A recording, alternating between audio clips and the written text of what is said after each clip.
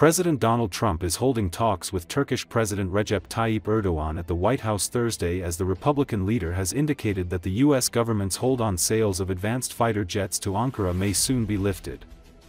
According to Associated Press, during Trump's first term, the United States kicked out Turkey, a NATO ally, from its flagship F-35 fighter jet program after it purchased an air defense system from Russia. U.S. officials worried that Turkey's use of Russia's S-400 surface-to-air missile system could be used to gather data on the capabilities of the F-35 and that the information could end up in Russian hands. But Trump last week gave Turkey hope that a resolution to the matter is near as he announced plans for Erdogan's visit.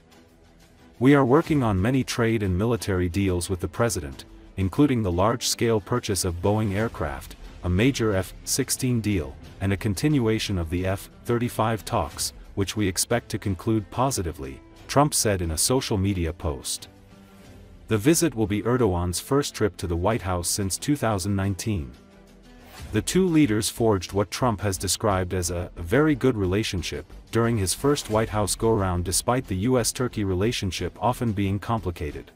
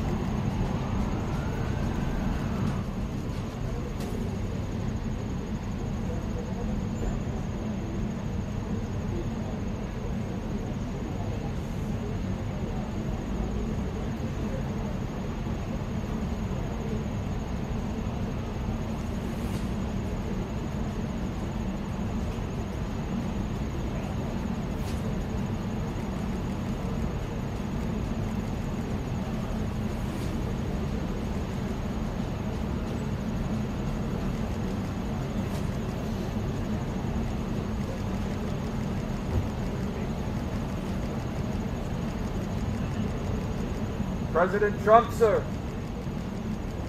President Trump, will you allow Turkey to buy F-35, sir? Do you believe Turkey can help end the war in Ukraine? Do you believe Turkey can help end the war?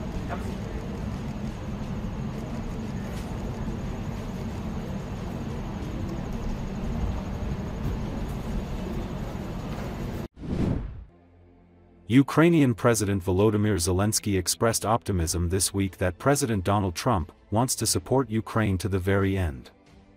According to Associated Press, Zelensky made the comments on the Fox News program Special Report shortly after Trump said in a social media posting Tuesday that he now believes Ukraine can win back all its territory that has been lost in the war with Russia. "It was a surprise for me," Zelensky said on Fox about Trump's comments, calling them very positive signals from the side that Trump and America will be with us to the end of the war.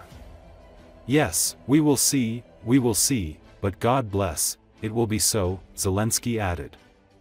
The Ukrainian president said Trump also understands that there need to be stronger measures taken against Moscow and Russian President Vladimir Putin. "President Trump understands that we need more pressure on him. There's not enough pressure from Europe, they are our partners, but it's not enough," Zelensky said. Asked if he believes Trump will be able to convince other nations to stop buying Russian oil, Zelensky said Iran was likely an impossibility. "Iran will never be on our side. Because it will never be on the side of the United States," he said. But he added that he believes Trump does have sway with nations like India and European allies. "I think India is mostly with us," Zelensky said. "I think we have to do everything not to withdraw Indians, and they will change their attitude to Russian energy sector, I'm sure," he added. But President Trump was more positive in it, and he showed that he wants to support Ukraine to the very end. So we understand now that we are ready to finish this war as quick as possible. And he wants, and I want, and our people want. But he understands that Putin doesn't want, and he understands that he is not winning, but he says to everybody that he will win. And I see very it was a little bit surprise for me. You're right. I was very positive signals from the side that Trump and America will be with us to the end of the war.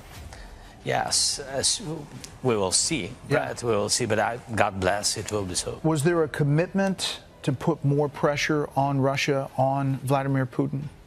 Yes, President Trump understands that we need more pressure on him. There's not enough pressure from Europe. They are our partners, but it's not enough. We need pressure directly on Putin, on their energy network, on their financing system, on banking system, and etc. We spoke with details about it, and we count on sanctions from the United States side. I think Iran will never be on our side, because we'll never be on the side of the United States. I think India mostly with us. Yes, we had these questions with energy, but I think that President Trump can manage it with Europeans, make more close and strong relations with India, and I think we have to do everything not to withdraw Indians, and they will change their attitude to Russian energy sector, I'm sure. With China it's more difficult, because it's not, for today, it's not in their interest to not to support Russia.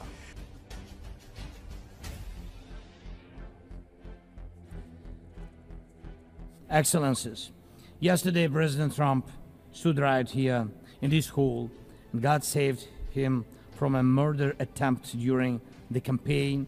A shot was fired from a rifle, and just a fraction of an inch saved his life. Just days ago, President, along with hundreds of thousands of Americans, honored the memory of Charlie Kirk. Sadly, his life was cut short by a bullet. Once again, violence with a rifle in hand. We also mourn the Ukrainian woman, Irina Zarutska.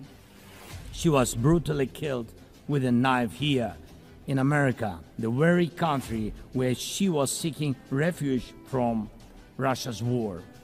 And almost every day, when we open the news, we see headlines about violent attacks happening all around the world. It's important to remember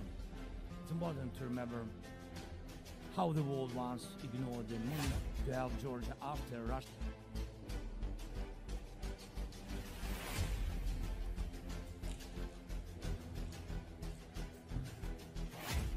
Today, we are witnessing the unprecedented wonder, a sick expression of joy for the crime committed against an innocent person. The example of Charlie Kirk is the best confirmation of that. He was savagely assassinated just because his killer didn't like his ideas. He was shot, even after death, by the same ones who had prepared political and media grounds for his assassination. And please do not be surprised because I'm speaking about this more than about big world conflicts. It is precisely that such a development devastates in a deepest and the clearest way the world political community much more than conflicts with clear and visible actors. In the era of social networks, in the era of freedom, we have reached the point of the biggest unfreedoms and unambiguous limiting of freedoms of the others. How can it be possible that, let's say, ABC television hosts get bigger media attention in the US than the attempted assassination against, let's say, President Trump? Who are these shadow rulers who impact the key political movements and who want to run the world and each country individually, and almost as a rule without the people's will and legitimacy?